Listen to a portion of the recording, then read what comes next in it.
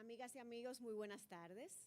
Sean todos y todas bienvenidos a esta conferencia que hemos titulado República Dominicana, la puerta de América Latina al espacio. Una actividad de reflexión y visión estratégica que nos reúne en este Instituto Tecnológico de Santo Domingo, INTEC, para conversar sobre ciencia, innovación, desarrollo tecnológico y seguridad nacional, en un momento especialmente significativo para la República Dominicana.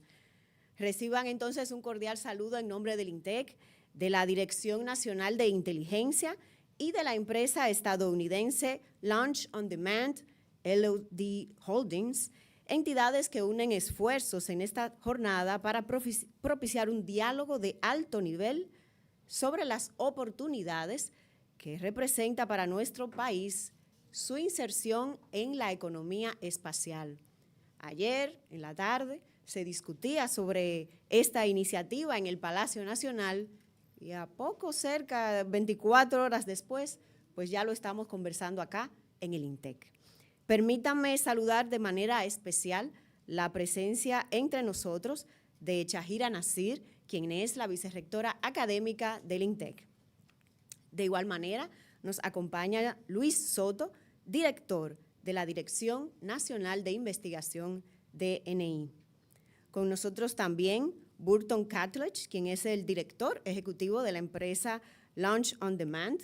Bienvenido al INTEC, al país también. Con nosotros de igual manera el empresario Samuel Conde, quien es miembro de nuestra Junta de Regentes. Un placer que nos acompañen. Y bien, con ellos pues saludamos a toda la representación de la DNI que está con nosotros en esta tarde, de LOD Holdings, a nuestros invitados especiales, amigos de los medios de comunicación y muy especialmente a los docentes, estudiantes del INTEC que están esta tarde con nosotros, de las distintas ingenierías, pero por supuesto de la ingeniería aeroespacial. Esta es la única universidad de la República Dominicana que ofrece este programa académico. Y un saludo especialmente caluroso para la representación de nuestro equipo Apolo 27, que está con nosotros, los veo ahí con sus uniformes característicos. Muy buenas tardes. Y bien, yo les decía que la actividad que nos convoca se inscribe en una conversación de creciente relevancia en nuestro país, porque es esa gran posibilidad, esa gran puerta que se abre de que la República Dominicana fortalezca sus capacidades en materia aeroespacial a partir de esta iniciativa que combina una visión de futuro, de transferencia de conocimientos y de desarrollo del talento local, definitivamente. Así que para dar inicio formal a este encuentro, vamos a darle la bienvenida a nuestra vicerrectora académica, Chahira Nasir.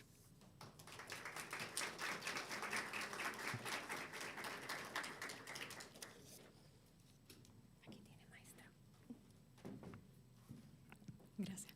Muy buenas tardes a todos, a nuestras autoridades, distinguidos invitados, colegas y aliados estratégicos de su Instituto Tecnológico de Santo Domingo. Es para mí un honor darles la bienvenida al Instituto Tecnológico de Santo Domingo en este momento particularmente significativo. No solo por ser mi primera intervención como vicerrectora académica, sino porque el tema que hoy vamos a discutir representa una conversación que define el futuro. La industria espacial ha dejado de ser una aspiración lejana y se ha convertido en un eje estratégico para el desarrollo económico, la innovación tecnológica y la soberanía nacional. Hoy, cada uno de los países que lideran esto no solamente son los más grandes, sino que entienden cómo insertarse inteligentemente en cadenas de valor globales altamente especializadas. Y es ahí donde la República Dominicana tiene una oportunidad extraordinaria. Tanto nuestra ubicación geográfica, nuestra conectividad, nuestro talento humano, el crecimiento y personas con capacidades emergentes en tecnologías, datos, ciberseguridad, todo eso que nos diferencia como institución, nos posiciona, si logramos actuar con visión, ¿no?, con una plataforma natural para el desarrollo de infraestructura espacial, telecomunicaciones avanzadas y servicios asociados. Pero ese futuro no se construye desde un solo sector, se construye desde la articulación inteligente entre el Estado, la academia y la industria. Desde el INTEC asumimos con claridad nuestro rol: formar talento, generar el conocimiento aplicado y servir como puente entre la innovación global y las capacidades locales. No estamos aquí solo para acompañarlos en esta conversación, sino para liderarla. Y desde la educación, la investigación y la acción. Mr. Catledge, it's truly an honor to have you with us today. Welcome both to INTEC and to the Dominican Republic. Hoy no estamos hablando solamente del espacio, estamos hablando de competitividad país, de seguridad nacional, de transformación productiva y sobre todo de visión. Agradezco profundamente la presencia de líderes de talla internacional como Burton Catledge, así como el compromiso de nuestras autoridades nacionales y aliados institucionales. Este es el tipo de diálogo que marca los puntos de inflexión de un país. Bienvenidos a INTEC y bienvenidos a esta conversación del futuro. Muchas gracias y buenas tardes.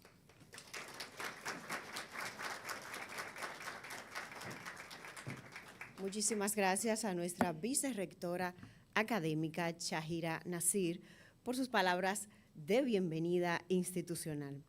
Y bien, a continuación, invitamos a este podio al señor Luis Soto, quien es el director de la Dirección Nacional de Inteligencia, para que nos comparta unas palabras. Señor director. Muy buenas tardes a todos. Me siento muy feliz de estar aquí.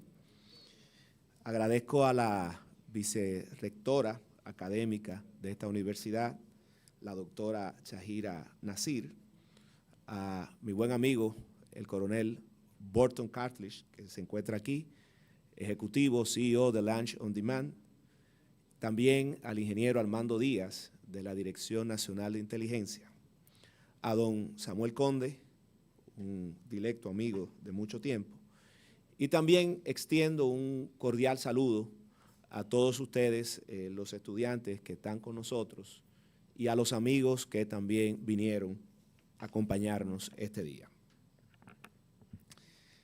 Las fronteras ya no son únicamente líneas trazadas en un mapa. Son espacios dinámicos donde el Estado ejerce su soberanía y defiende sus intereses vitales. Hoy abarcan el territorio del mar, el aire, el ciberespacio y el espacio ultraterrestre. En todos estos dominios que les he mencionado, la seguridad nacional descansa sobre un elemento común, que es el acceso, uso y control de la información. La Constitución de la República Dominicana es clara al respecto. En su artículo 9, párrafo, dispone lo que cito a continuación. Los poderes públicos procurarán, en el marco de los acuerdos internacionales, la preservación de los derechos e intereses nacionales en el espacio ultraterrestre, con el objetivo de asegurar y mejorar la comunicación y el acceso de la población a los bienes y servicios desarrollados en el mismo. Quiere decir que esto es un tema que tiene base constitucional. Por eso la República Dominicana, y lo hicimos desde nuestra gestión, actuó en consecuencia. Y en el año 2001 participó en la creación de la Agencia Latinoamericana y Caribeña del Espacio. Y ya en el año 2024, con el apoyo que tuvimos de la embajadora Sonia Guzmán, se suscribieron los acuerdos Artemis y en ocasión de esto se solicitó a la NASA el apoyo para desarrollar un marco legal espacial con un enfoque de seguridad nacional. Esto me preguntaba el directo periodista Julián hace un rato sobre el tema del marco legal. Y ya en este año el presidente Abinader emitió el decreto 121-26, mediante el cual declara de alta prioridad el desarrollo de puertos espaciales, especialmente en Oviedo, Pedernales y además creó una mesa interinstitucional para coordinar su ejecución. Esta mesa, Julián, sería la que trabajaría en el proyecto de ley y el marco jurídico sobre este tema. La Dirección Nacional de Inteligencia ha liderado este proyecto desde hace más de 3 años. Ha articulado esfuerzos técnicos, estratégicos e internacionales bajo una visión integral de seguridad nacional. Pedernales, que estuvimos en la mañana de hoy en Oviedo con la comunidad, ofrece condiciones técnicas excepcionales y ya Burton explicará que es el único lugar del mundo con estas condiciones. Por su proximidad al Ecuador, mayor eficacia en los lanzamientos y una reducción significativa de los costos operativos. Las implicaciones para la seguridad nacional son directas y concretas. La capacidad de operar satélites propios permitiría a nuestro país vigilar nuestras costas, detectar rutas de actividades ilícitas. Ya saben, no es un secreto, las narcolanchas que trasiegan el Mar Caribe desde Sudamérica. Monitorear el sargazo, que tantos estragos causa al sector turístico, y anticipar incendios forestales y sobre todo garantizar una comunicación estratégica en situaciones críticas. Es además una oportunidad para el desarrollo del talento nacional, ustedes, apoyándonos en instituciones de excelencia como es INTEC y en iniciativas como el del Grupo Apolo, que se encuentran hoy. Debo decirles que la calidad de los egresados de INTEC no es solo una estadística, vicerrectora. Nosotros la conocemos perfectamente en la DNI de primera mano a través de las pasantías que realizan sus egresados en nuestra institución.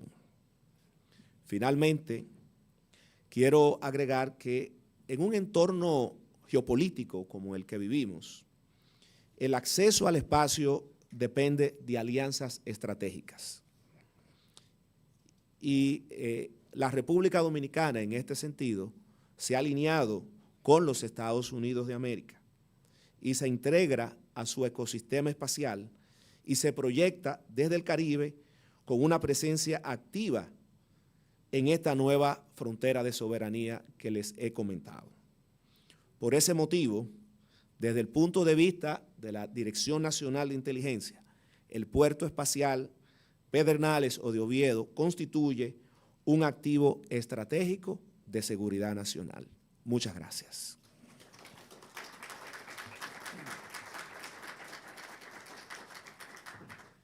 Muchísimas gracias al señor director de la DNI por sus palabras y por situar este encuentro y esta iniciativa en perspectiva de Estado, definitivamente. Y para conocer más en detalle ese rol de la Dirección Nacional de Inteligencia, continuando con la agenda de esta tarde, pues corresponde ahora que disfrutemos de la presentación Rol de la Dirección Nacional de Inteligencia en los dominios del espacio y del ciberespacio.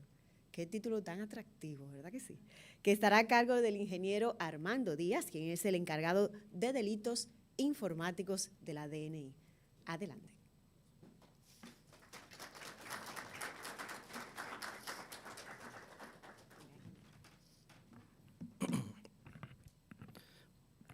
Muy buenas tardes a todos. Para mí es un gran honor estar aquí presente en INTEC. Yo soy un egresado de INTEC, lo van a ver más adelante, y que este tipo de esfuerzos se potencien desde esta alta casa de estudio es algo que me llena de mucho orgullo. Y es importante para mí que ustedes vean y aprecien la oportunidad que hay en iniciativas como estas para que nuestro país siga adelante. Este título, el rol de la DNI o Dirección Nacional de Inteligencia, en dos dominios muy importantes que son el ciberespacio y el espacio, pareciera en inicio como un sueño. Sin embargo, este conversatorio le va a permitir entender cómo en dos dominios que no están físicamente tangibles se realizan muchas amenazas que pudieran poner en riesgo a la seguridad nacional. Así que muchas gracias a todos ustedes y espero que estos 10 minutos sean de grato provecho para ustedes. Bueno, me presento, mi nombre es Armando Díaz, hice una maestría en ciberseguridad en el 2020, llevo más de 11 años investigando ciberdelitos, desde el 2007 se creó la ley de cibercrimen, en ese entonces se llamaba Ley sobre Crímenes y Delitos de Alta Tecnología y la palabra ciberespacio no se conocía. En ese momento solo se hablaba de delitos cometidos a través de medios tecnológicos. La sofisticación y las innovaciones ha traído consigo un universo, la dependencia de servicios tecnológicos también, y es labor del Estado proteger a sus ciudadanos, no importa el dominio en el cual se encuentren. Por eso, la República Dominicana ha entrado en un proceso de lo que anteriormente era una política pública, por ejemplo, el acceso a Internet, ya es un derecho.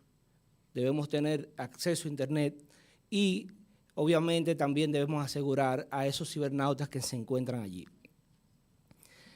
Y voy a iniciar esta disertación haciéndonos una pregunta, si realmente el espacio ultraterrestre es o no un dominio de seguridad nacional.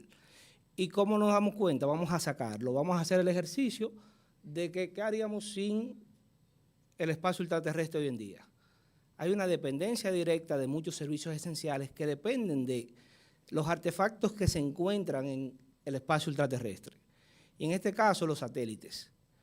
¿Y cuál es el oro de ese satélite? La información que manejan. Imagínense que no tengamos visibilidad de los fenómenos atmosféricos que pudieran impactar el país. La redundancia que hoy en día existe en los principales servicios bancarios. Adicionalmente, la conectividad. Hoy en día el Internet llega a zonas rurales a través de un servicio de conexión satelital. Y si nos vamos a la navegación, por ejemplo, ¿cómo sería posible navegar sin un satélite? O todo el sistema aéreo. Entonces, si lo vemos en esa justa medida, entenderíamos que sí realmente es un fenómeno que debemos abordar desde el punto de vista de la seguridad nacional. Y si nos vamos al área donde es mi expertise y he elaborado al Estado Dominicano por más de 11 años, que es la protección y la investigación sobre el ciberespacio, los satélites, luego de que son lanzados, necesitan asegurarse, necesitan tener protección, necesita que esa información sensible esté protegida y que los intereses nacionales sean salvaguardados por esa protección que debe de proveerle el Estado. Entonces, entendiendo estos dos dominios, podemos seguir mirando todos estos servicios que hoy en día para un país son considerados de manera esencial. Y no podemos no depender de ellos. Y aquí vemos el transporte aéreo marítimo, una predicción climática. Ya sabemos con tal precisión el clima que solo necesitamos entrar a Google y sabemos cómo va a estar la temperatura. Ya lo hemos hecho parte de nosotros, ese tipo de servicios. Entonces, conociendo esto y conociendo que existen estos 5 dominios que todo Estado debe garantizar su protección, nos vamos a enfocar básicamente en los dos principales que nos tocan en este momento, que son el espacial y el ciberespacio. Y podemos avanzar con un poco de qué ha hecho la DNI en relación a estos dos dominios.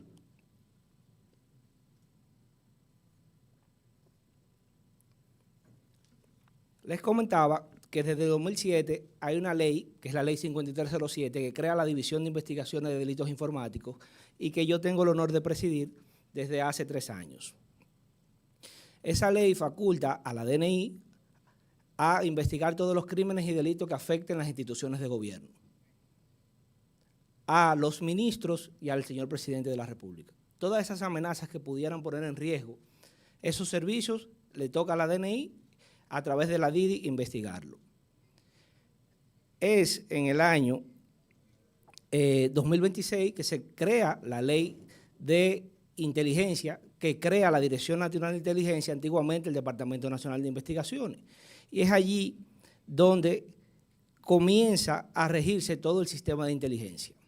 Pero hace 2 años tenemos un decreto, que es el decreto 62-24, que reorganiza todas las competencias del Estado, orientando todo lo que conocemos como el ciberespacio y elevándolo a lo que es seguridad nacional. Por ejemplo, el Centro Nacional de Ciberseguridad inició en el 2018 como un tema de política pública, porque en ese momento lo que queríamos era asegurar, llevar conectividad a las demás localidades.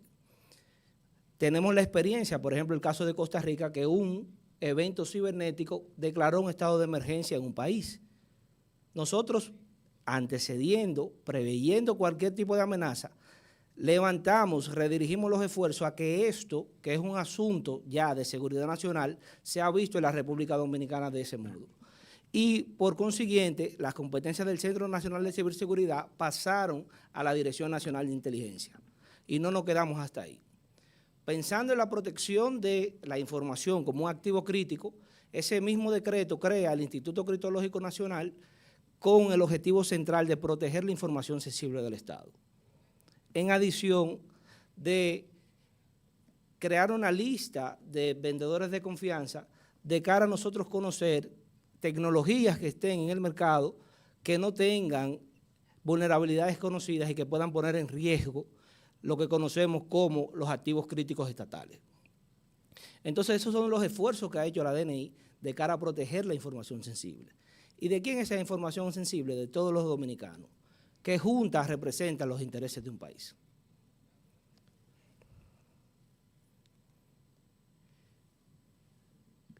Estamos en una era donde hablamos de puerto espacial y qué bonito que sea la República Dominicana. Y ya decía Pedro Mir que hay un país en el mundo colocado en el mismo trayecto del Sol. Eso es una frase que nos conmueve, entendiendo que hoy en día desde ese país nosotros podemos tener acceso al espacio. Entonces nos estamos convirtiendo de un país que utiliza servicios, estos servicios satelitales, a un país que habilita acceso al espacio. Y eso es un elemento de verdad innovador y que nos conmueve. Y a nosotros que nos gusta el tema de la tecnología, nos brinda una oportunidad. Y más a una casa de estudio como esta, que tiene una carrera especializada en ingeniería aeroespacial. Aquí van a tener cómo desarrollarse, cómo desarrollar su talento. Al igual que yo, en el 2018, cuando llegué a esta universidad, añoraba que existiera un Centro Nacional de Ciberseguridad, que hoy ya existe y tiene unas responsabilidades de proteger a las infraestructuras sensibles del Estado. ¿Con qué capacidades? Bueno, ya lo decíamos, aquí lo podemos ver. Esto va a permitir el desarrollo de la agricultura, proteger lo más valioso que tenemos hoy en día, que es la información.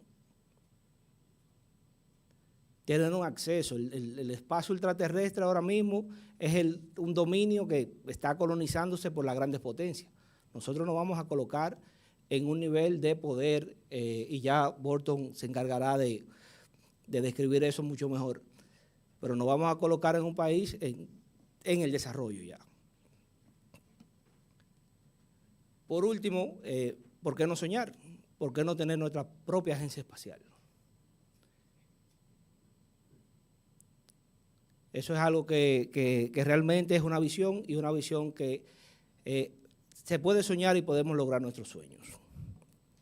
Finalmente, les quiero compartir que esos son dominios que no están separados y el ciberespacio y el espacio ultraterrestre están estrictamente conectados y son hoy en día los dominios más disputados por todo el ecosistema digital.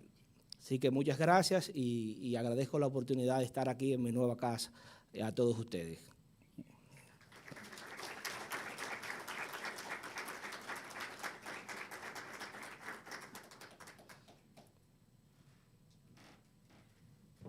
Muchísimas gracias, ingeniero Díaz, por esas palabras que realmente nos dan una perspectiva mucho más amplia de este proyecto que estamos enfrentando y que viene a transformar a la República Dominicana. Llegamos entonces al momento central de esta jornada con la disertación magistral de nuestro invitado especial. Pero antes, veamos un video.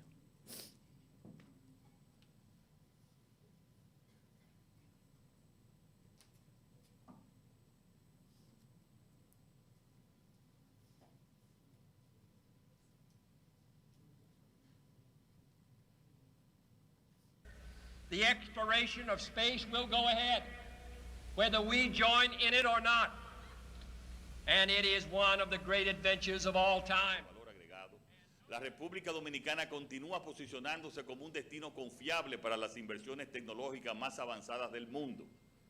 Y quiero informar hoy que después de 3 años de negociaciones, este mes firmamos un acuerdo histórico con la empresa estadounidense Launch on Demand, LOD Holding, para el desarrollo de un puerto espacial comercial en Oviedo, en Pedernales.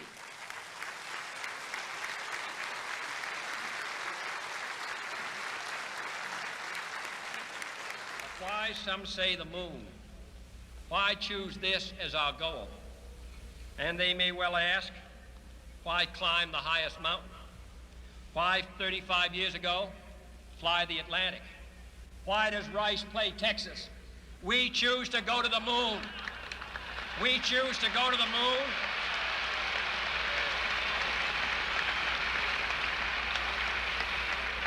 We choose to go to the moon in this decade and do the other things, not because they are easy, but because they are hard. Because that goal will serve to organize and measure the best of our energies and skills. Because that challenge is one that we're willing to accept, one we are unwilling to postpone, and one we intend to win, and the others too. Que para el mayo, antes de mayo del 2028, escúchenlo bien porque yo sé que nos lo van a seguir, vamos ya a mandar un satélite o un cohete al espacio desde Pedernales para que lo crean. INTEC itself, while still in its infancy, has already created a great number of new companies and tens of thousands of new jobs. Space and related industries are generating new demands in investment and skilled personnel. And this city, and this state, and this region will share greatly in this growth. Se trata de una infraestructura pionera que abre las puertas de nuestro país a la economía espacial global. Sí, sí, a la economía espacial global. Y con más de $600 millones de inversión. The growth of our science and education will be enriched by new knowledge of our universe and environment, by new techniques of learning and mapping and observation, by new tools and computers for industry, medicine, and the home as well as the school. Technical institutions such as Rice will reap the harvest of these gains. Así, Pedernales no solo se consolida como polo de desarrollo turístico y logístico, sino también como símbolo de una nación que mira hacia el futuro, sumando esta iniciativa. Many years ago, the great British explorer George Mallory, who was to die on Mount Everest, was asked why did he want to climb it. He said, because it is there. Well, space is there, and we're going to climb it. And the moon and the planets are there. And new hopes for knowledge and peace are there. And therefore, as we set sail, we ask God's blessing on the most hazardous and dangerous and greatest adventure on which man has ever embarked. Thank you.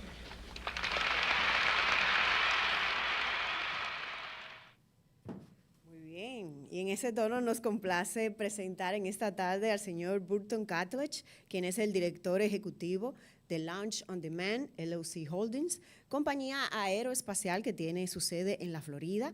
Está especializada en licencias de lanzamiento, apoyo regulatorio y servicios técnicos para operaciones espaciales.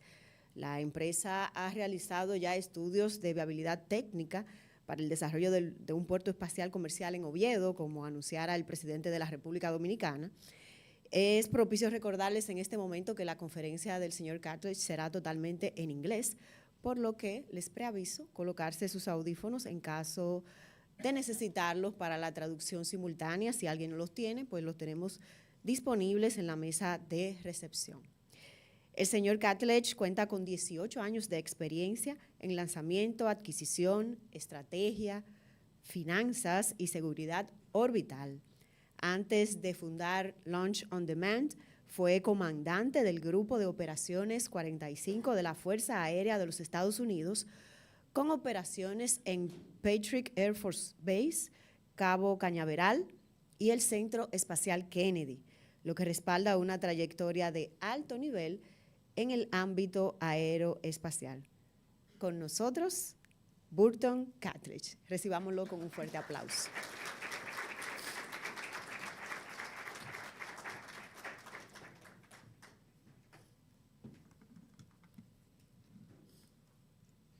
When John F. Kennedy gave that speech, the year was 1962.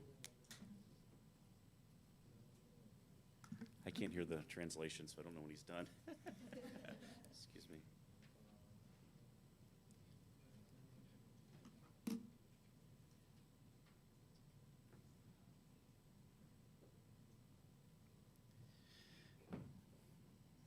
When John F. Kennedy gave this speech, it was 1962.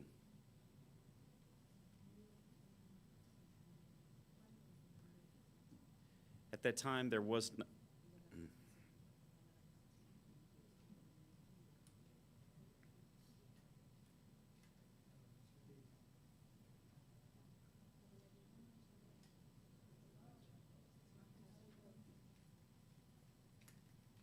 okay.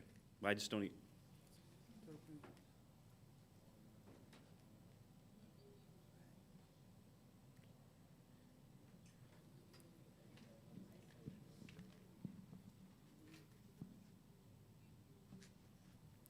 I guarantee launching a rocket is easier than this.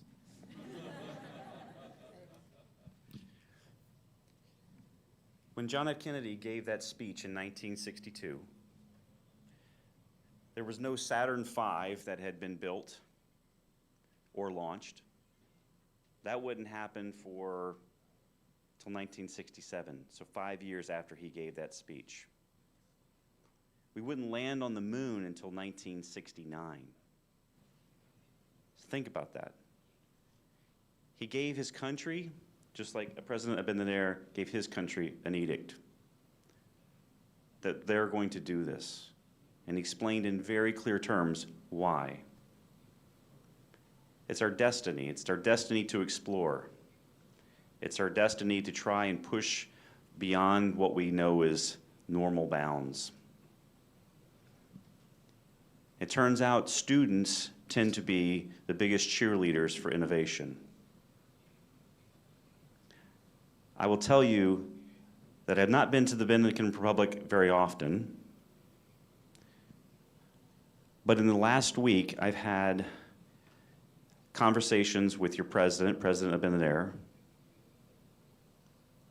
and with the vice president.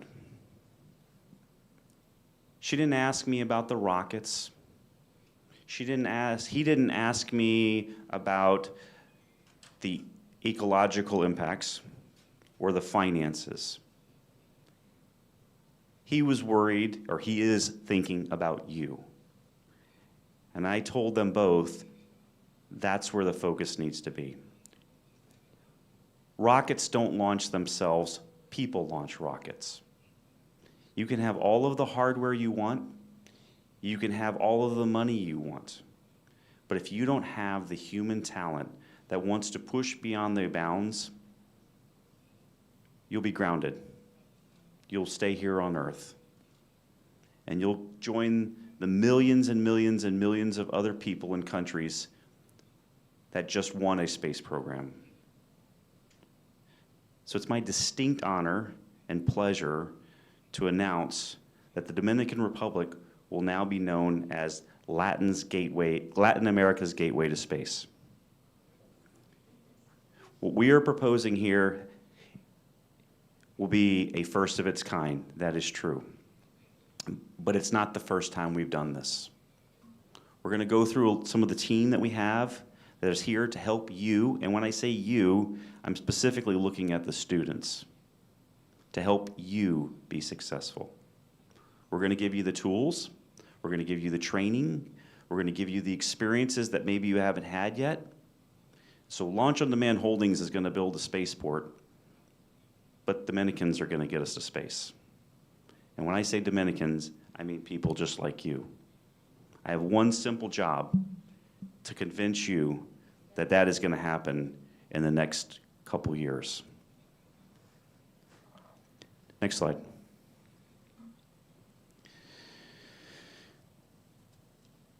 The United States has done a number of amazing things since President Kennedy gave the announcement back in 1962. We started a space program. We launched a lot of rockets. We landed on the moon. We launched some more rockets. We had a couple of accidents. All of those incidents have made what the United States is today in the global space economy. It's not the technology, it's the people. So the people who we are bringing to you, who is going to be part of this? Next slide. Oh, keep it there, please. Go on. Next one, go back. Sorry. Right there. So this is not our first spaceport. We've worked in the US and we've worked internationally. We've worked with most of the rocket customers in the United States and some internationally. We've worked on some of the most innovative designs for reentry where biomedicine is being created in space and being brought back to Earth. We've worked with manufacturing companies that are working in space because of a zero-G environment, and that specific environment lets them create and manufacture capabilities we only dreamed about. Next slide. You've already heard a little bit about me. My background is I was in the Air Force for 28 years. I spent most of my time launching rockets out of Vandenberg, California, Cape Canaveral, and Kennedy Space Center. Launched over 50 space missions of national security, civil, and commercial.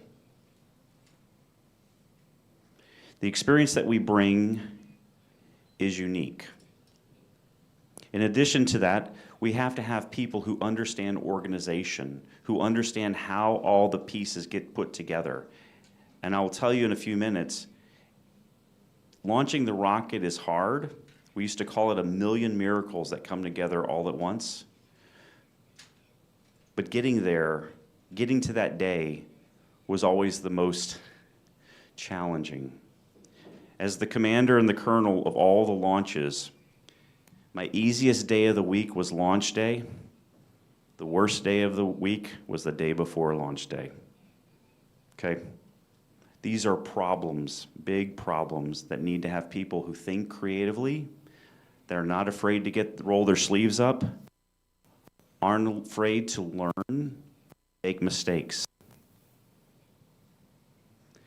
But there's a technology component to this, because the gentleman talked a lot about cyberspace and space and the relationship between those. Old space was put together with vacuum tubes and microtransmitters. Now we're operating from space using AI.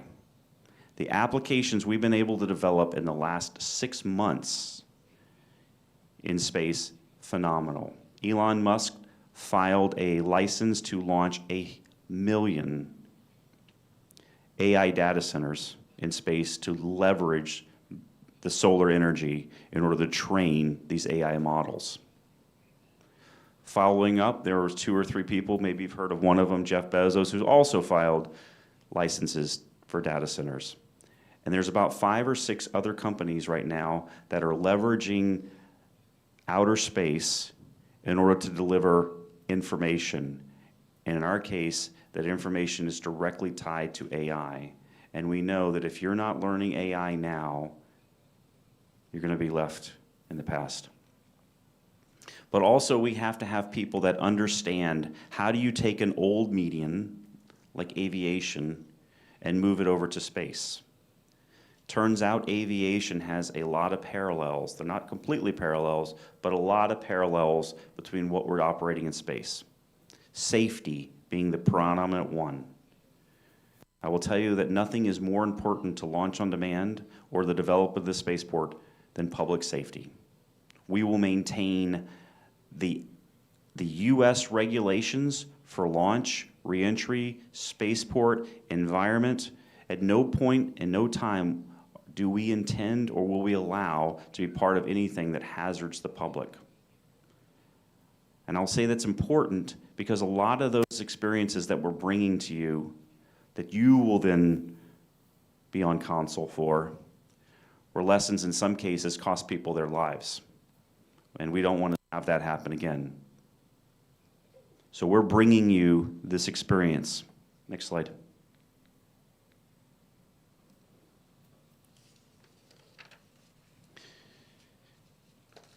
I thought it was kind of interesting that John F. Kennedy, back in 1962, recognized some of the benefits of space. Actually, I think he underestimated the activities that we do in space back in 1962. Space touches every single part of your life, like the gentleman mentioned. We don't even realize it anymore that we have to have our phones in order to get somewhere, and that phone is connected to getting a GPS signal. We don't realize about Google Maps that it's taking pictures of the roads or telling us about the traffic. We don't even think about the food and the farmer who does the agriculture or who's able to look at the soil content, and he or she's getting that information from space. So when we talk about job creation, I'd like to be very, very, very clear because you are all here and you're all very bright and very smart and you're absolutely necessary to this entire ecosystem. But we also need electricians. We also need welders. We also need environmentalists. We also need to have people who understand how to lay a lot of concrete. So it's not just going to be the college educated that are going to benefit from this opportunity.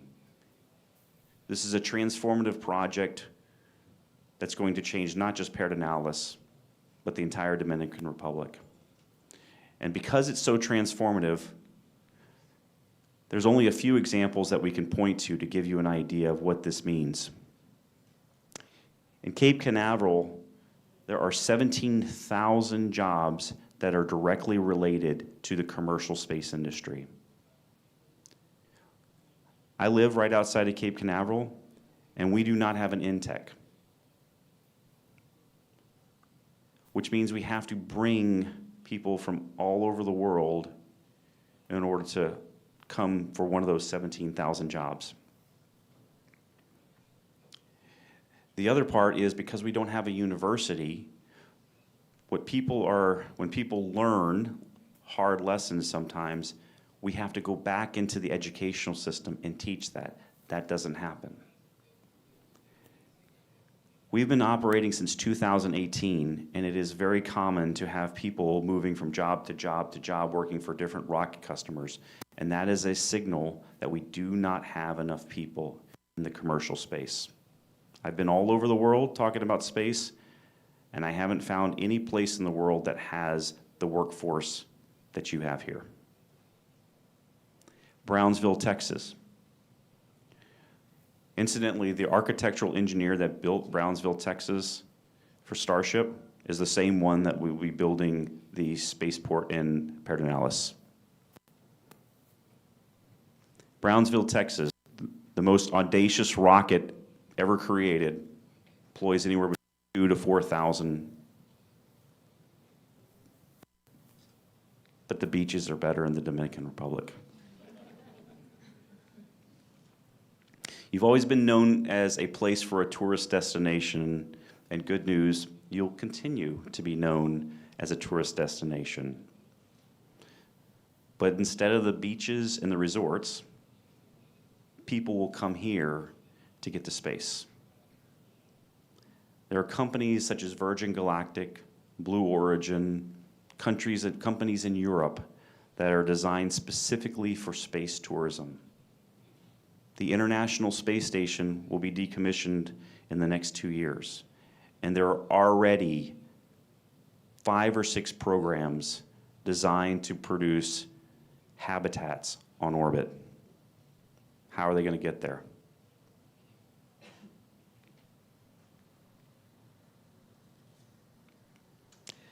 And then finally, the spaceport position in the Dominican Republic starts to become a technology hub. And I'll say that probably will happen organically. And here's what I mean. Some of you are graduating, some of you are graduated. You have an amazing education, an amazing opportunity, and an amazing support system.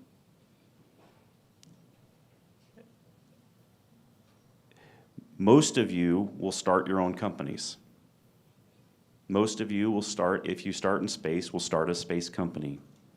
I challenge you to find anybody that has a rocket company that doesn't have a relationship with SpaceX first. And there's no reason why that wouldn't happen here. Next slide.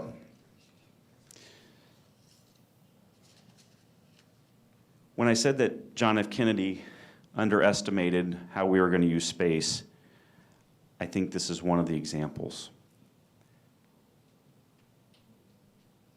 Back in 2008, when I was in the military tracking satellites, there were about 800 satellites on orbit, active satellites.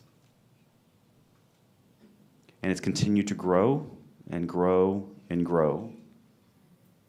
Until in 2024, there were 10,400 satellites on orbit. I think right now there's about 14,000 on orbit. The FCC, which handles all the spectrum in the United States, has applications for 100,000 satellites before 2030. Have you heard me mention that there are 14,000 satellites on orbit right now? In order to get to that number of 2030, these companies like SpaceX and Amazon and Airbus, they need to launch 14,000 satellites a year. More than's ever been launched before. They now have to launch them once a year, and they need to do that in order to fill out their constellation by 2030. And don't think that this is they can wait this out, because the rules are such that if you do not launch and you do not deploy your constellations, you lose your spots.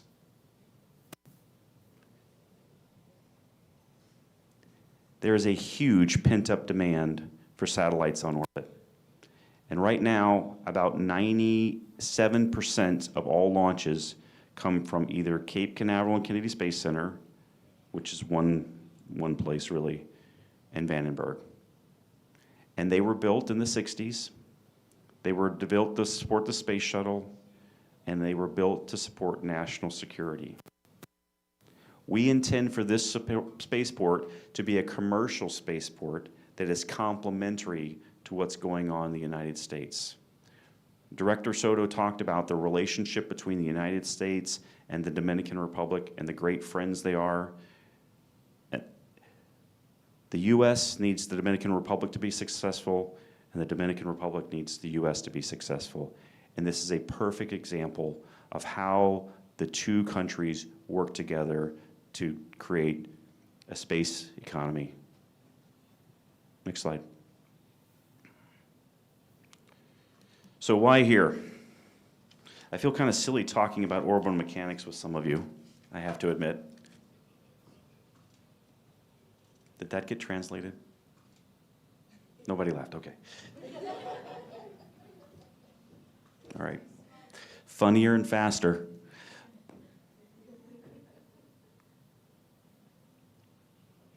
When we look for spaceports, there's a few things that we look for, call them attributes. One, they have to get to the correct orbits. What's the point of building a spaceport if you can't launch the rocket? Two, you need to have access to an ocean, because people don't live on oceans. And therefore, the population and that public safety that I mentioned is not a factor when you're close to the oceans. Three, you have to have an airport nearby, because oftentimes all of those satellites fly in and then go into storage, and it get encapsulated and launched. And fourth, you need a seaport, because hardware doesn't always come from an airplane, sometimes it's shipped in. Cape Canaveral has all of those features, and so does Pedernales. The final piece that Director Soto mentioned was your position in relationship to the equator. For some of you that are not aware, the closer you are to the equator, the faster the Earth rotates, which translates that you can launch more satellites with a smaller rocket closer to the equator than you can at northern latitudes. I think that was 5. So even when you look at Cape Canaveral and where they are to the equator, Pedernales is even better. Next slide.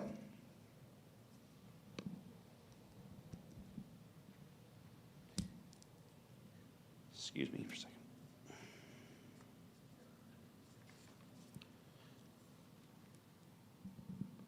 The people who are launching these satellites, when I started off in the space industry, it was countries. Countries would launch satellites. They would spend millions and millions and millions of dollars to create a satellite, and they would launch that satellite. At that point in time, a launch was something like $250 million. In the short time that I've been on this earth, the price has dropped to about $40 million.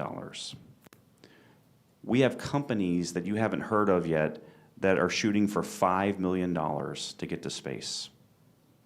What does that mean? It's no longer just countries, it's companies. And it's not just companies, it's universities. It's not just universities, it's people can now afford to get to space. Next slide. This is your spaceport. I'm going to wander around a little bit. So this is Oviedo, which we went and visited this morning. Saw the property, walked the property. Very exciting, extremely exciting. We spent the last 3 years doing a technical analysis, which means that we do simulated launch trajectories from a variety of different azimuths, and we compare it to the populations that it will overfly. When we started this project, we were able to look at the entire Dominican Republic. We weren't told to look in a specific area of Oviedo. It took us a number of years to do all that analysis because we wanted to make sure that the analysis was correct and compliant. What's interesting about this location right here, which is where the launch pads will be located. In the United States, first, satellites will go typically 2 directions. They'll go polar or they'll go equatorial. I apologize if I'm spinning the world backwards. In the United States, you have to have 2 spaceports in order to access both of those orbits. This is one of the few places in the planet that you can launch polar safely and you can launch equatorial. In fact, you can launch from every known orbit from this location. So when real estate agents talk about location, location, location, that's the location. The blue square is just as important. The rockets that we're proposing here are sized for heavy and super heavy launch vehicles. Starship, Blue Origin, also for medium lift and small. There will be 4 pads in all, but they'll all be able to operate independent of one another so they can achieve a very high level of cadence. In addition to having the independence of one another, They are also going to have a steady stream of power, of water, of satellites that are going to be continually moving from the main campus to the launch pad and back and forth. I live near Cape Canaveral, and currently there are about 3 launches a week.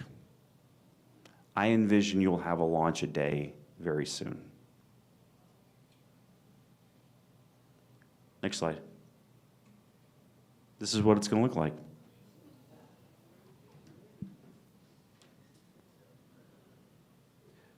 I think there's one more slide so I can talk through it. There we go. All right. So when we talk about this being a project of massive transformative proportions, this is what we mean. There is not a spaceport in the world that has the capabilities and the capacities that this one's going to have. And it all comes down to location. At the very top, you see the launch and now landing pads, because that's a thing now. We land rockets and we reuse them, and that's how we bring the price down. In the middle, you see a conveyance, which most spaceports don't have, which allows access to and from the launch pads without interfering with the roads. To the right and to the left of the conveyance, when we talk about the 100,000 satellites that are being produced, they're being produced, but they have to be stored. They have to be kept. They have to be tested. They have to be fueled. So in some cases, they may be in a facility like this for 4 or 5 months waiting for a ride into space. So we have to have capacity. Over on the left, we have the fuel propellant. Most of you probably understand that liquid oxygen is the primary oxidizer for launching a rocket. Because of the size of the rockets, we have to produce a significant amount of liquid oxygen. And that liquid oxygen requires a significant amount of power. So as part of this project, we are building a 200 megawatt power plant. The spaceport has a requirement for about 20 megawatts, but we are going to overbuild this to 200 megawatts. Half of it, about 100 megawatts, will be renewables, solar. The other half will be reciprocating engines fed with LNG. You'll see the telemetry. We want to be able to track the rockets, but we won't be just tracking rockets here. We will be tracking satellites overhead. So many of you know as the satellites go overhead, you have to be able to talk with the satellites and download information. Some of those AI models that we talked about. That model doesn't do any good if it's in space until we get it back. I would assume you guys want a coffee shop? Yes? Okay, I do. So this is where you're going to work. Some of you may live and work in the same place. This will be support, housing, commercial housing, and testing.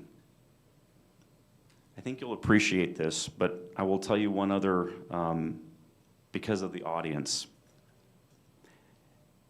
Anybody know why it's called the Falcon 9? Any guesses? 9 engines, there you go, 9 engines.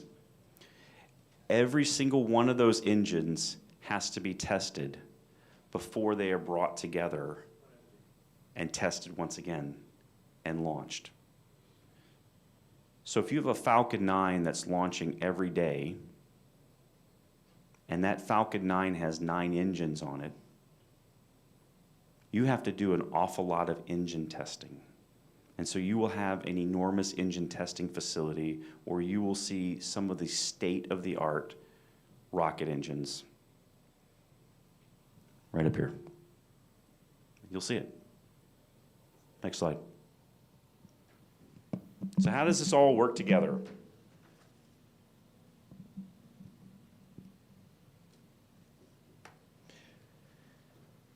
I was telling your Vice Provost that there's another interesting fact about this spaceport.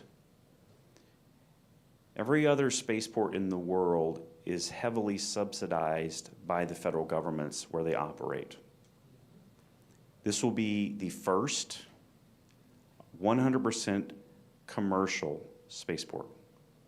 And not only will it be commercial, it will be economically viable. So not only will we be able to launch rockets, we'll also be able to put money back into the community, to continue to develop the spaceport, to continue to develop the economy. And the main ways that we are going to do that is through the infrastructure that the spaceport requires. Most of you probably know that when a rocket lifts off, there's water that's put onto the rocket in order to keep the sound dampened. They call it a deluge system. When it requires that amount of water, it needs it now. The rocket's not going to wait until the pressure builds. So we need to have access to a desalination plant, so we're going to build one. Once the water is used, it needs to be treated, so we're going to have a water treatment facility. In addition to that, this is really a logistics problem. So any of you who have studied logistics, come talk to me after this. You? Okay, tap her, get her card. This is a logistics problem. But instead of logistics moving from point A to point B on the ground, this case, logistics are in space. And in some cases, the logistics start in space and come back. It's like every other form of logistics, just when this one moves horizontal and vertical. All those things need to work in tandem. So who's ever running this operation, it should be just like a package, just like UPS or just like Federal Express. You know exactly when your satellite's going to get on orbit. This doesn't exist today, but it will. Next slide. So how are we going to do this? That's been a question that has been asked a couple of times. I'll start on the right, and then I'll move to the left, because if I can explain the right, you'll understand the left. We're going to generate energy. We're going to produce gases. We're going to produce water. We're going to provide the licensing for this, the satellite servicing and the payload processing. Each one of those services represents a revenue stream for the Pedernales Spaceport. When you explain that the spaceport is not just about the pad and the rocket, it's an important part, but this is how it becomes economically viable. Almost every other spaceport in the world operates only off of launch revenues. We're going to operate it on with this. So when we go to venture capital or private capital or DFC, and we say this is an infrastructure project that is a spaceport, and here are our models. We sell energy, we sell water, we do this, we do that. All of a sudden now, the light goes on into the largest private equity groups in the world, and they understand it. We've got a commitment for $100 million to start this project. But the entire project is going to probably be over $600 million, but we already have a commitment of $100 million to start this. After President Abinadar announced at the State of the Republic, we started master planning 2 weeks ago. This is going to be moving at the speed of industry. Next slide.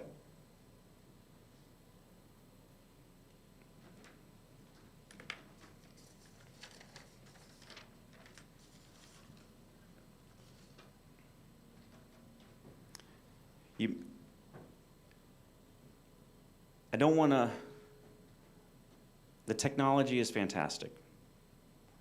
Large rockets, lots of engines, lots of power is exciting. But as I said earlier, rockets don't launch themselves, okay? If we don't team with the right educational institutions and provide you the training and the resources and the tools, we're not going to see that vision that we want to see. We're going to become a technology hub. We're going to train a lot of employees. And what happens is when you have a lot of motivated, well-resourced, talented people, it becomes kind of like a flywheel. They start innovating, finding new ways to do things, new creative ways that nobody has thought of. If you were to ask me of how does the space industry right now compare to the aviation industry, I would say Orville and Wilbur Wright just took off last week. You haven't even started to see what this means. Next slide.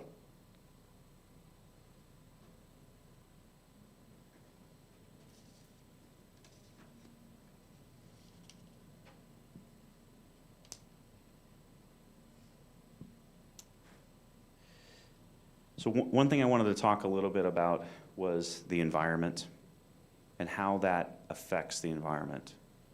Because as I was saying this morning in Oviedo, and I think it's true, the environment's not just an abstract idea.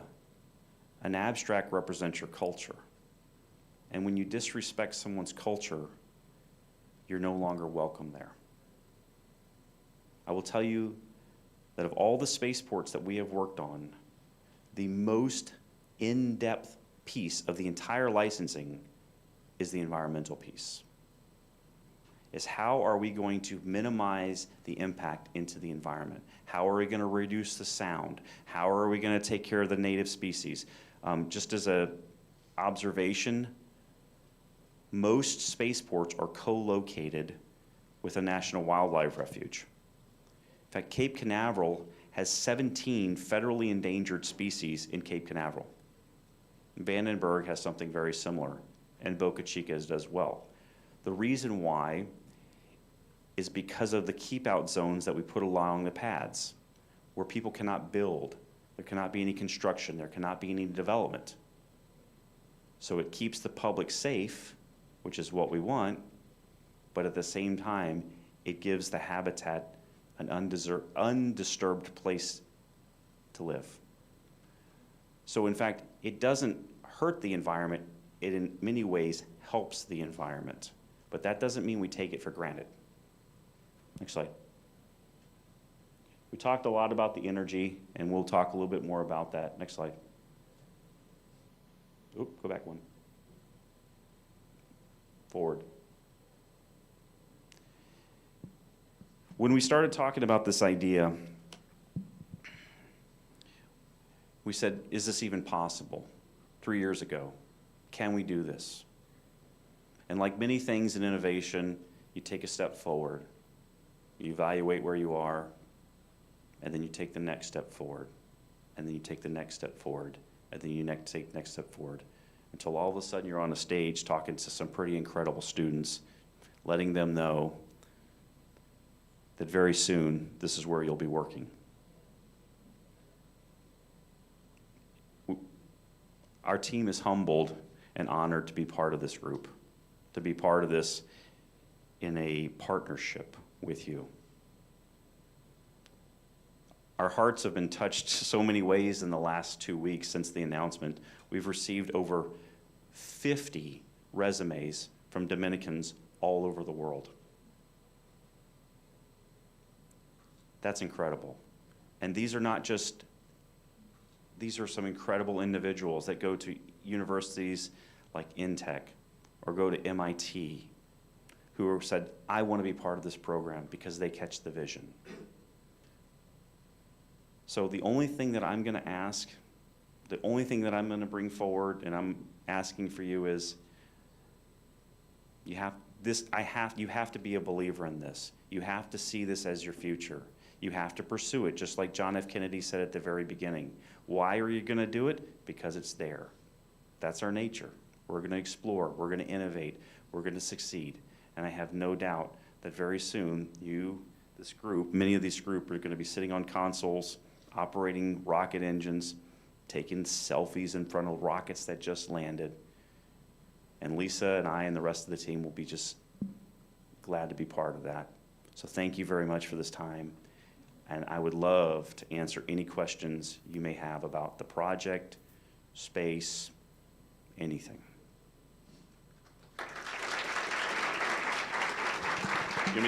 Please stay here. Can I stay here? Sí. Okay. Ok, muchísimas gracias al señor Catledge. Él se queda aquí conmigo en tarima porque ciertamente vamos a tener ahora un espacio de preguntas y respuestas en las que pues ustedes tendrán la oportunidad de interactuar con él. Ciertamente, bueno, yo comentaba ahora con una compañera que entonces muy pronto sí vamos a poder decir con mucha fuerza que la República Dominicana lo tiene todo, porque vamos a tener hasta cohetes.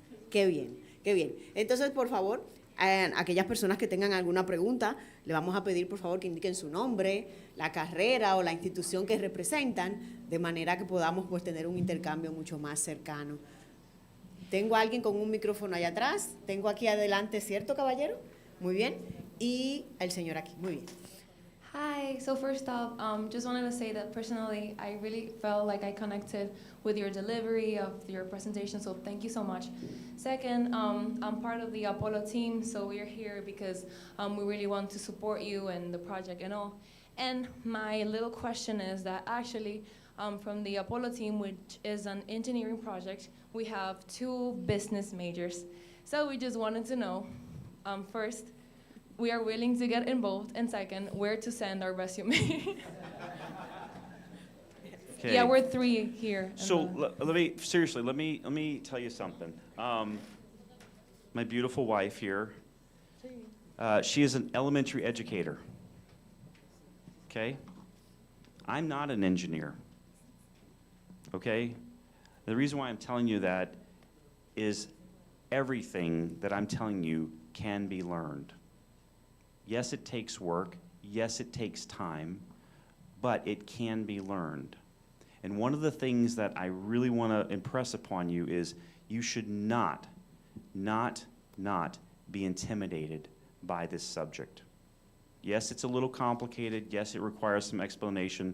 I have my good friend Francisco Rodriguez here, who is a trained attorney, and I suspect he knows more about space than 99.9% of the people in the world. If Francisco and Burton and Lisa can learn it, I know a business major can, because I will also tell you, guess who private capital wants to talk to? They don't want to talk to the engineers. Good news, the engineers don't want to talk to them either, so we need to have business majors. You guys, you remember the line in, was it The Right Stuff? And they were standing there, you said, do you know what makes this thing go up? And he said, no bucks. He says, no bucks, no Buck Rogers. Bucks. You're welcome.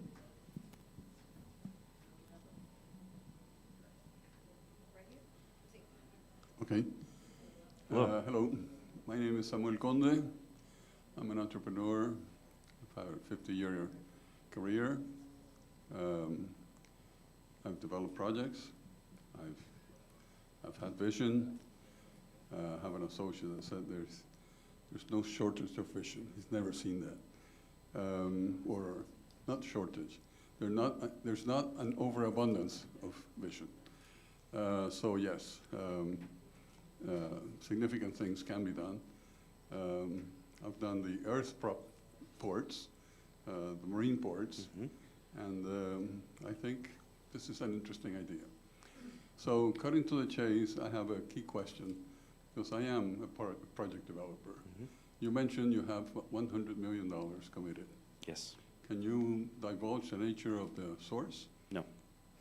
No, we have signed a non-disclosure agreements and confidential agreements with how we are getting, but I will tell you, there's 2 private capital is part of this, and the other part of it is through discussions with Defense, the EFC, which is the U.S. corporation. Development Yes. Finance Right. Corporation.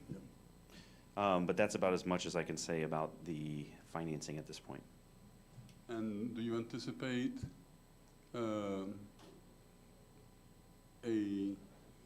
let's say, debt equity ratio? Yeah, I can't get into that right now. Okay. I mean, right now, this project has been under wraps for really the last 3 years, and it's only within the last couple of weeks that we've been kind of, I guess, open in public, but we're not discussing our financials or our partners in that right now. Okay.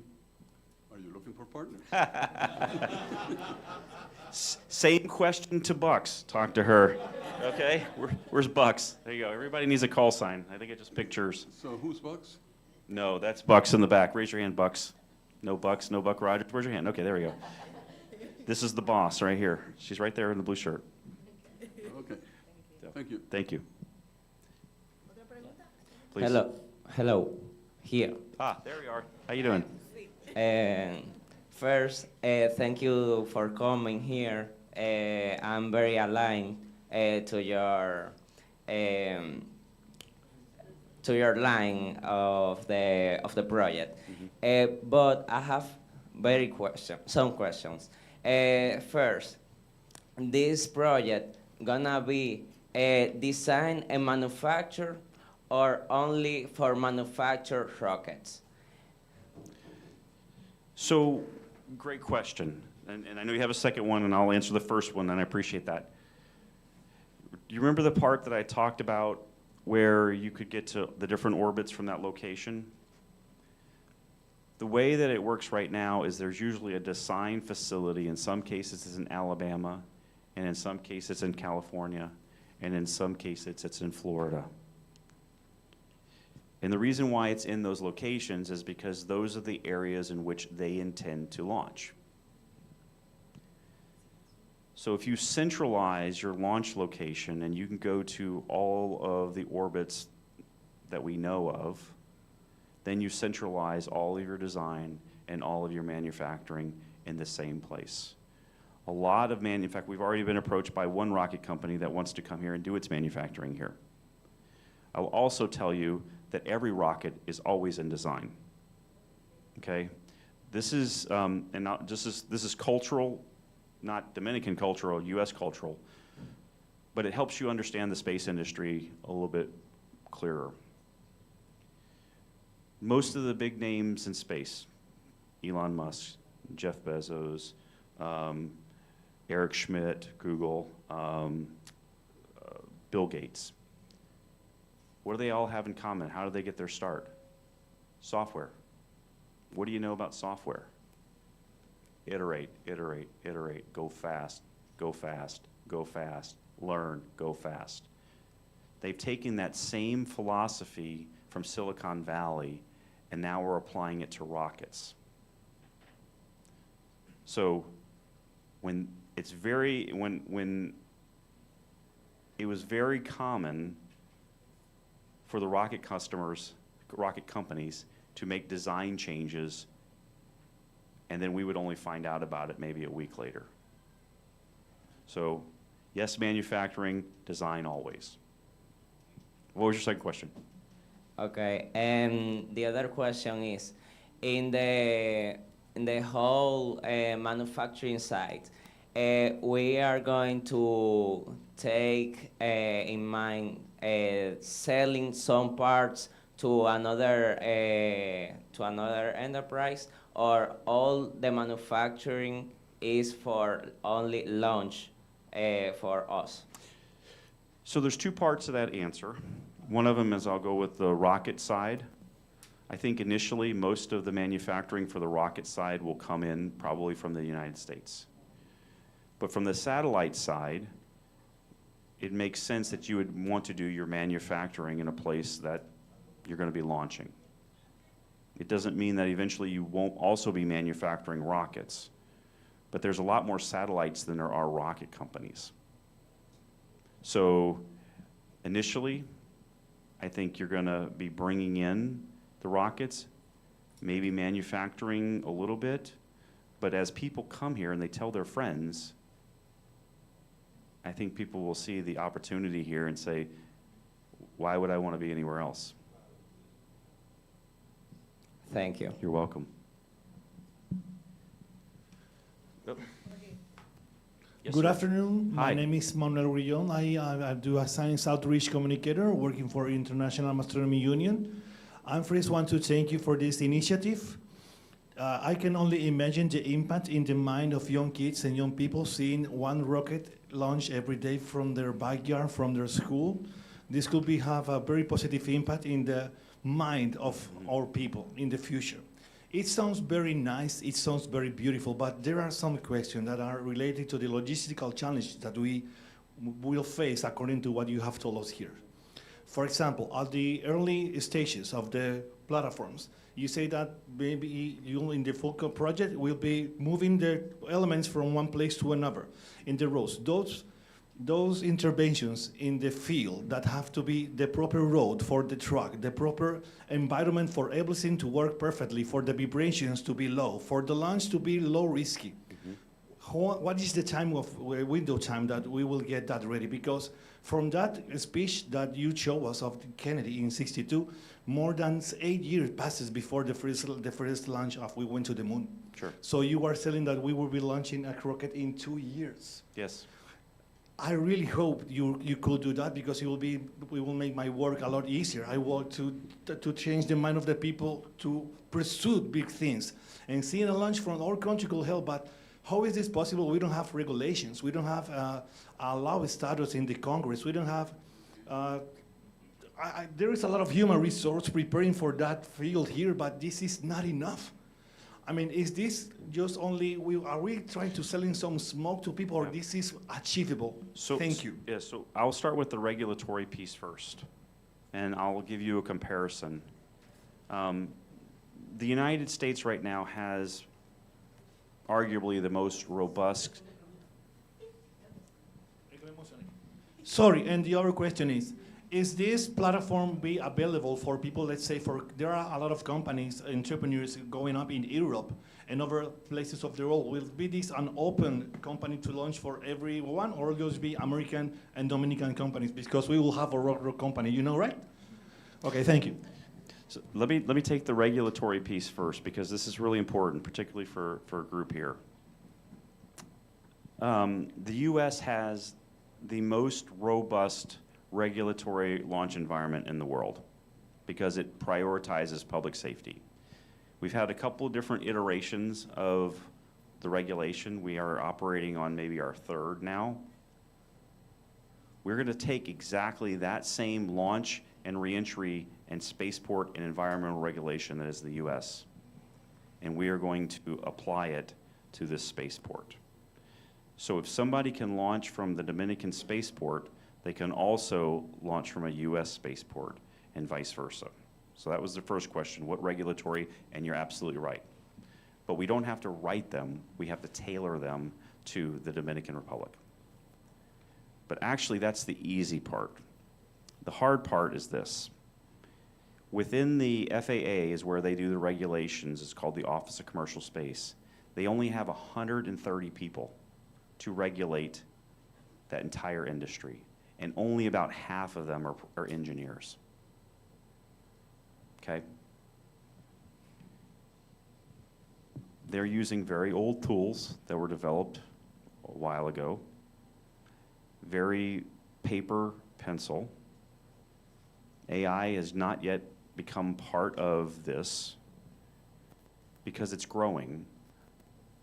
But the other thing is, it's really manpower stressed because they never sized the organization to be able to meet all of the demand of the applicants. So there are new tools that we've developed. There are new capabilities, and I'll just give you a for instance. When I was a commander at Cape Canaveral, anytime we had a launch, there was something between 250 to 300 people, and probably about 200 pieces of instrumentation or buildings that support that launch. Now at Launch on Demand, we launch with an iPad and 3 people from anywhere in the world. I can tell you the reason why we can do that is because we use AI, we use high-performance computing, we use digital technology, so we no longer have to be where the launch is. In fact, we rarely are ever where the launch is in order to support the launch. So those kind of innovations typically don't happen in bureaucracies. They typically happen in this sort of environment right here. Is this enough? Probably not. Probably need more, but we're gonna make sure that they have the tools and the training and the opportunity to say, I found a better way to do this. Not only can I find a better way, but it also keeps everybody safe. There shouldn't be much of a discussion when we're saying, how can we keep people safe? So that was the first question. The second question is yes, but it has more to do with geography than geopolitics. Remember earlier I said it's location, location, location? Okay, there's some places that they're probably great to visit, but they're not really great to launch a rocket. Either because they don't have those attributes of being close to the equator, next to water, you know, having seaports, airports located in short distances. So I would expect that most of Latin America will see this as an opportunity to come to the Dominican Republic. I think it's also an opportunity for those US companies that may be waiting 2 or 3 years to get a launch date to jump to the front of the line and come to the Dominican Republic. Because remember what I told you about those satellites. If you don't launch those satellites in enough time, you lose the slot. I had a friend of mine who just retired from Blue Origin, and I was trying to describe to him how much money we were gonna save him. And he listened to me, and he said, Burton, money's not the issue, it's velocity. We pay for velocity. If you can get us there 2 days earlier and it cost us this much, well worth it. Because if you think about it, that satellite is generating revenue. And every day that that satellite is not on orbit, it's not generating revenue. The amount of revenue that's being generated from that, where's Bucks? She's not paying attention. Bucks. Bucks. We're doing economics. The amount of money that is generated from a satellite being on orbit 2, 3, 4, 5 days earlier pales in the comparison of what people would be willing to pay in order to get there faster. Thank you. Okay, space economist, all right? That's your new title. Okay, you've gone from Bucks to space economist. I saw more hands. Vamos a tomar 2 preguntas más, las 2 preguntas finales. Yo pido al equipo, por favor, dar prioridad a los estudiantes. Bien, a los y las estudiantes. Okay, Should I go? Okay. My name is Paul Vicioso. I am a professor at the College of Engineering here. I have like 2 questions related to this. The first one is, you mentioned that you cannot disclose any information right now at the moment about the finances and what you're doing right now about the project, the finances. But we have a law here that any project of the government should have availability of information. We have like a public free access to information on anything that the government is doing. So my guess is that your project will eventually disclose all that information, or because part of the, let's say the money comes from private equity or something, maybe you will not? I'm not so sure about that. Right, this will be a private spaceport. So we are purchasing the land from the government. The government is not giving us anything. We are actually paying fair market value for this. And so we are a private commercial company. And so that's why, yes, we had to disclose to a few key individuals how we were bringing this package together. But that is not for public dissemination at this time. Yes? Oh.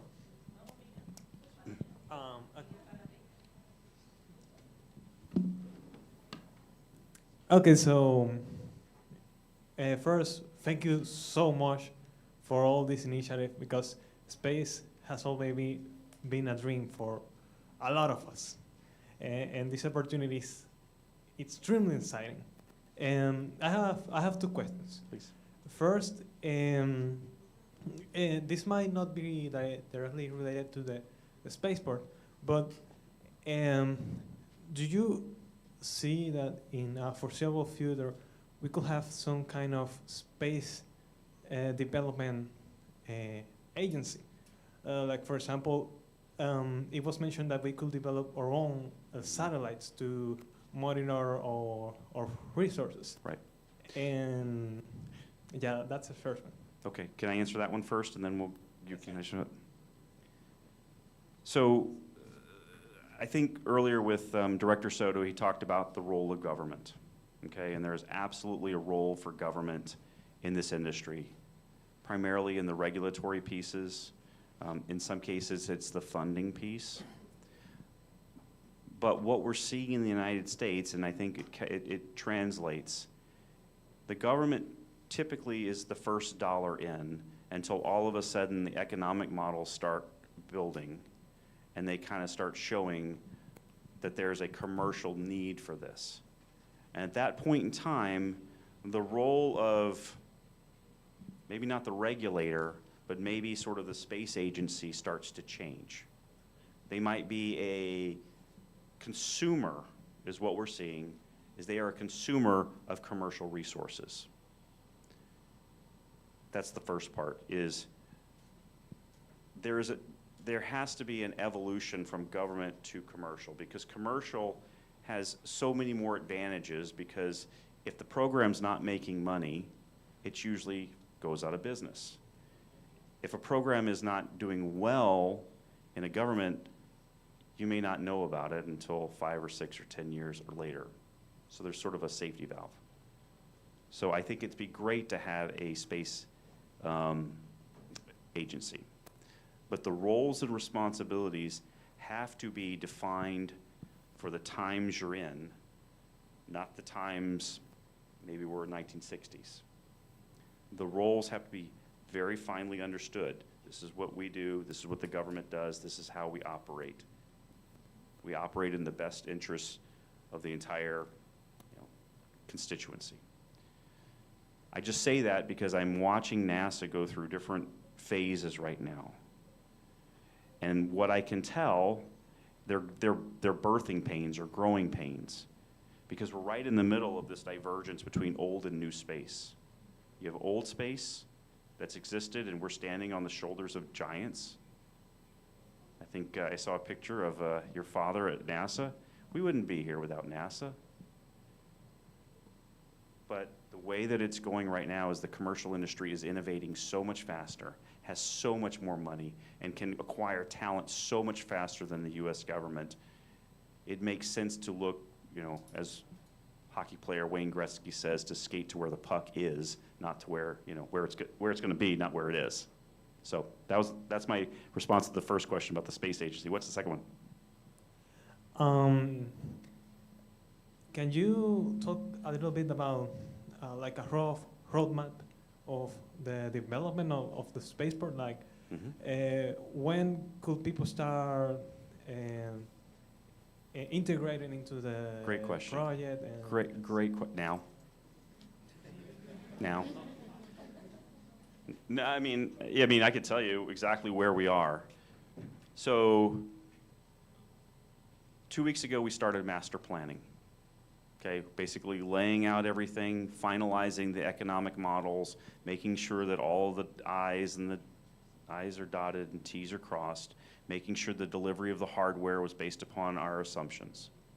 We'll be done with that master plan in the fourth quarter of 2026, which means we start construction probably November or December of 2026. And the order in which we will do the construction, at least right now, is we start with the power, because we need power in order to construct. We do the water, and then we do the pads. My feeling is a lot of those will be done in parallel. But everybody needs power, everybody needs water, and once we solidify some of the customers that'll be launching from there, then we will help build the pads that are compatible with the size and capabilities of their rockets. So we do have a plan. That's a timeline of how we're going to execute that plan. But how do you get plugged in? It's now. The spaceport doesn't start getting built when you put the shovel in the ground.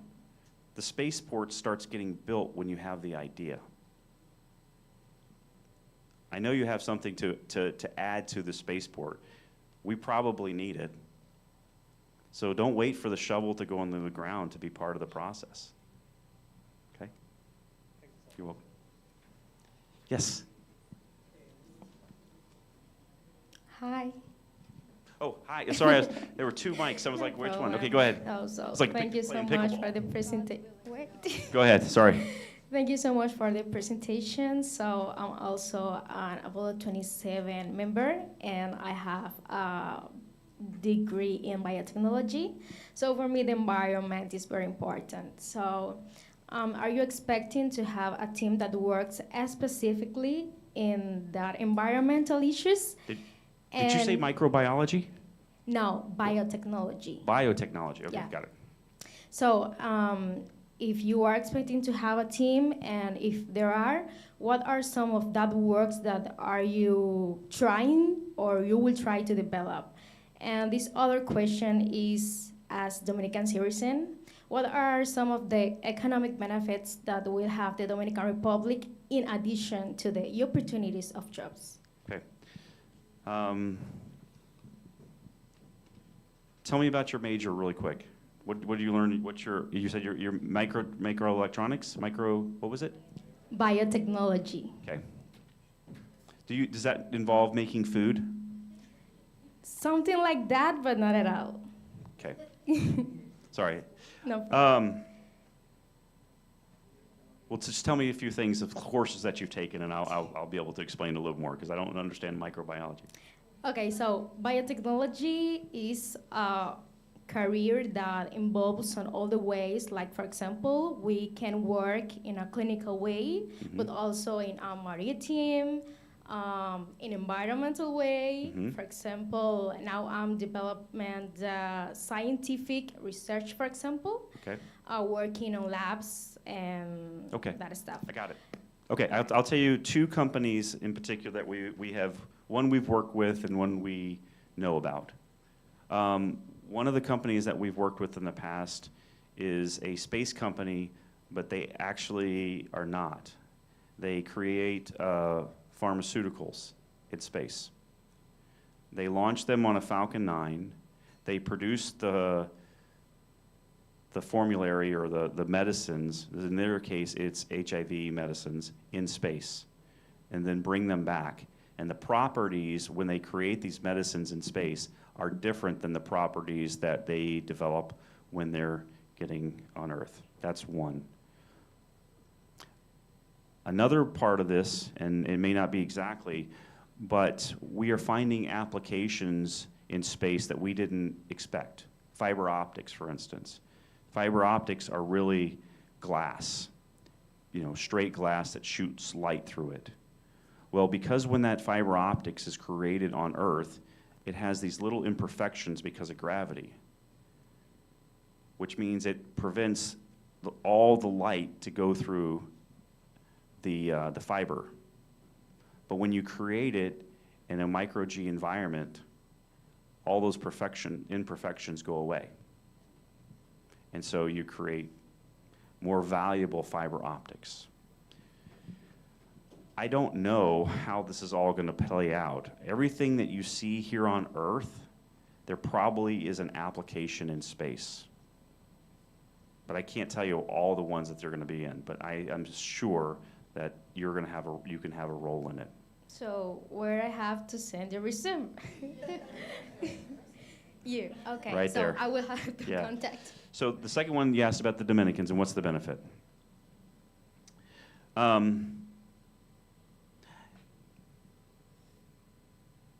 There's something special, I think, when you have hope. You know, you spend most of your time in school studying hard. You know, you want to have a good life. You want to have a family. You want to have a quality of life that is commensurate with the level of effort that you put in. Most people have dreamed about space. Most people have thought about space. It's just, I think that's pretty universal to human nature. But it seems almost unreachable. It seems almost beyond, you know, the reach. So I think that if what's going to happen to the Dominican Republic, and particularly the youth, is you will become more innovative because now you have that hope, because you can see the opportunity. And I'll say it a little bit differently, and maybe this will resonate with you. So I spent 28 years in the Air Force. Most of those times, I was in a dark room looking at a computer screen. Okay? Yep, I knew there were satellites. Yep, I knew I was commanding them. Yep, I was doing important stuff. But when I learned that you could go see a rocket lift off, and you could hear it, and you could feel it, it changed everything. And for some amazing reason, space lift, particularly space, has that effect. So I can't tell you exactly what it's going to happen, but we're laying out the vision just like, you know, John F. Kennedy did, just like President Bendener says, hey, we're going to do this. But he is expecting, just like I'm expecting, that the people who are going to be part of this are going to rise to the challenge. And I don't see why you wouldn't. Thank you so much. You're welcome. Yes. Thank you. Good evening to everyone and to Burton. Thank you. I would just like to say, especially in rockets, persistency is key. I did not give up and I had hope. And here we are. My name is Angelica and I'm studying industrial engineering. You emphasize... Give her your resume now. Okay, I'm sorry, Angelica. I'm sorry, we got so excited. Already sent. Okay, good. Go ahead. Because you emphasize the importance of the logistics. Mm-hmm. So I have a question. Apart from the areas you mentioned, what other key transitions or possible bottlenecks that you're expecting will be for this project, the establishing stage? Ooh, I have a great answer for this. I was hoping you'd ask. I thought... So you can sit down if you want, unless you have another question. So I mentioned the International Space Station is going to be retiring pretty soon, right? And there's probably going to be a significant number of commercial habitats in space. So unless we figure out a way to stop eating, we have to be able to get food, supplies to space. And not only that, we have to be able to get it back from space. Because some of the experiments and some of the things that they're doing in space are only valuable to people who are here on Earth. So once you start putting humans in space and you know, and not robots, the requirements to sustain life, not just on the moon, but in low Earth orbit, become immense. We are just scratching the surface of how do we keep people, you know, on orbit for years. How do we keep them healthy? How do we get them food? All those things. It's a logistics problem that has been, when I mentioned those 100,000 satellites earlier, I didn't mention that those were just communication satellites. There are also imaging satellites. There are also weather satellites. There's also habitats for where people are going to live. There's also interplanetary satellites. So even though I put up the 100,000 number because it has a nice ring to it, the number is probably much greater than 100,000. But it's hard to get reliable statistics beyond what I just showed you. But I would venture to say that the number is well above 100,000. So anything you do here on Earth, you got to figure out how to do in space. I'm already sending it. Okay, good. All right. Okay. Okay. Por favor. Please stay. Muchísimas gracias. La verdad que hemos tenido un intercambio riquísimo de de preguntas y respuestas, yo sé que se quedaron algunas preguntas, así que pueden quedarse hasta el final y conversar, acercarse directamente al señor Catledge y plantearle sus dudas, ¿no?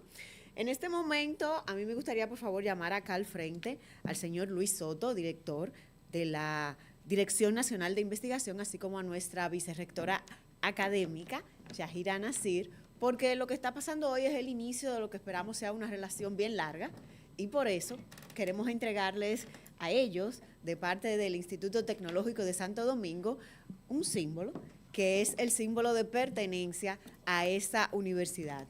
Nosotros nos reconocemos como una colmena intesiana, por eso ven ese símbolo en todas partes, y nuestra mascota institucional es la abeja. Así que ustedes reciben hoy un pin de la abeja institucional y son miembros honoríficos del INTEC.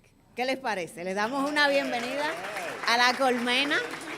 Welcome to our hive, ¿no? Como bien dice ahí ese gesto. Así que muchísimas gracias por estar con nosotros. Y bien, de esta manera culminamos el encuentro de esta tarde, agradeciendo pues a todos ustedes que se hayan pues sumado a esta iniciativa de parte del Instituto Tecnológico de Santo Domingo, de parte de la Dirección Nacional de Investigación y de parte de Launch on Demand. Muchísimas gracias por acompañarnos en esta tarde. Hasta pronto.